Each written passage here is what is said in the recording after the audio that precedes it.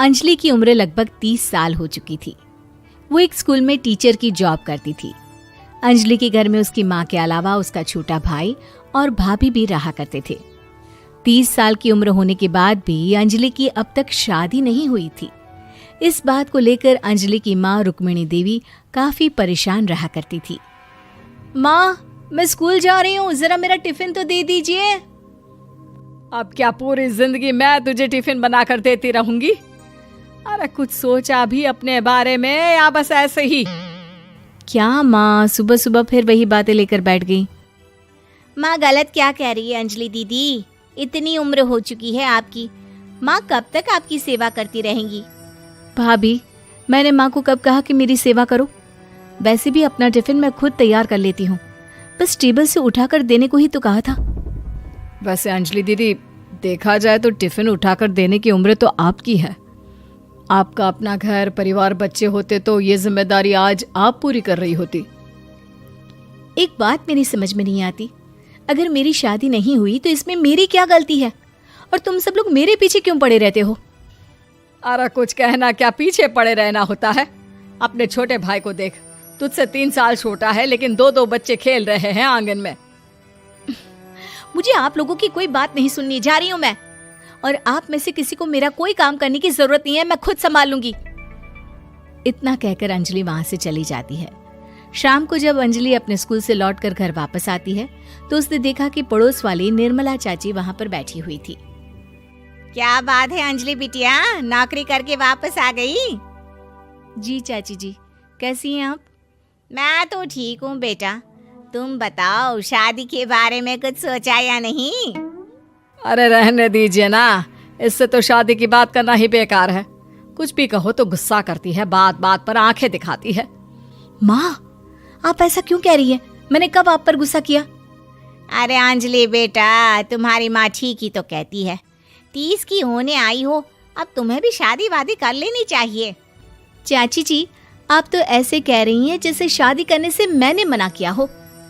रहने दीजिए निर्मला चाची, हमारी अंजलि दीदी को अभी तक उनकी पसंद का दूल्हा नहीं मिला ना, इसीलिए वो शादी नहीं कर रही। भाभी, ऐसी कोई बात नहीं है। अरे तो फिर क्या बात है? तुम्हारी माँ ने तुम्हारे लिए इतने रिश्ते ढूंढे लेकिन तुम्हें कोई पसंद ही नहीं आता। क्या है ना चाची जी, हमारी ननद रानी नौकरी जो करती है ऐसे ही थोड़ी ना किसी को पसंद कर लेंगी। अरे भाई, नौकरी का घमंड है तो बात अलग है, कोई और बात हो तो बताओ, कोई रास्ता निकाला जाए। नहीं चाची जी, कोई बात नहीं है, बस मुझे अभी तक अपनी पसंद का कोई मिला नहीं है। सुन लिया आपने, इस लड़की के तो पर निकल आए हैं और इतनी उम्र में अपनी पसंद का कोई मिलेगा भी नहीं इसे। माँ, आप मेरी शादी को लेकर हमेशा मुझे ताने क्यों मारती रहती हैं? अपनी माँ की बातें तो ताने लगती है। ताने हैं? बताओ, मैंने कुछ गलत कहा क्या? देखो, ये सब छोड़ो, मेरी दूर की बुआ का बेटा है, उसकी अभी शादी नहीं हुई है, उम्र होगी कोई 34-35 साल। आप कहें तो बात आगे बढ़ाऊं? अरे हाँ, क्यों नहीं, ये भी कोई पूछने की बात है। अरे जल्दी से लड़के को यहाँ बुला लो। माँ, आप मुझसे पूछे बिना मेरी शादी की बात करने जा रही हैं और मेरी उम्र 30 भी पूरी नहीं हुई है। निर्मला चाची कह रही है कि वो लड़का 35 साल का है। अंजलि दीदी, आपको क्या लगता है इस उम्र में कोई फिल्म का हीरो आएगा आपके लिए? देखिए, अब पसंद और नापसंद की बात तो रहने दीजिए, पसंद करने की उम्र तो आपकी निकल चुकी। अब तो जो भी मिले उसी से शादी कर लीजिए, इसी में भलाई है। तेरी भाभी बिल्कुल ठीक कह रही है। अब जैसा रिश्ता मिले उसके लिए हाँ कर देना, ताकि हम भी गंगा नहाए। ठीक है, चलिए मैं उस लड़के को कहती हूँ, वो कल ही अंजलि को देखने आ जाएगा। अगले दिन निर्मला चाची के दूर का रिश्तेदार अंजलि को देखने उसके घर आता है। उसका नाम था अजय। अंजलि जी, तो आप नौकरी करती हैं, वो भी स्कूल में? जी हाँ, मैं स्कूल में टीचर हूँ। हमारी बेटी बहुत होशियार है। अरे पढ़ने लिखने में इतनी होशियार है, इसीलिए तो इसकी नौकरी लगी है स्कूल में। हाँ, ठीक है आंटी जी, जरा मुझे भी तो बात करने दीजिए आपकी बेटी से। जी पूछिए ना, क्या पूछना चाहते हैं? अंजलि मैडम, ये तो बताइए कि आपने अभी तक शादी क्यों नहीं की? बस ऐसे ही, कहीं कोई रिश्ता पसंद नहीं आया इसलिए। लेकिन क्या मैं आपसे पूछ सकती हूँ कि आपने शादी क्यों नहीं की? अंजलि, क्या कर रही हो तुम?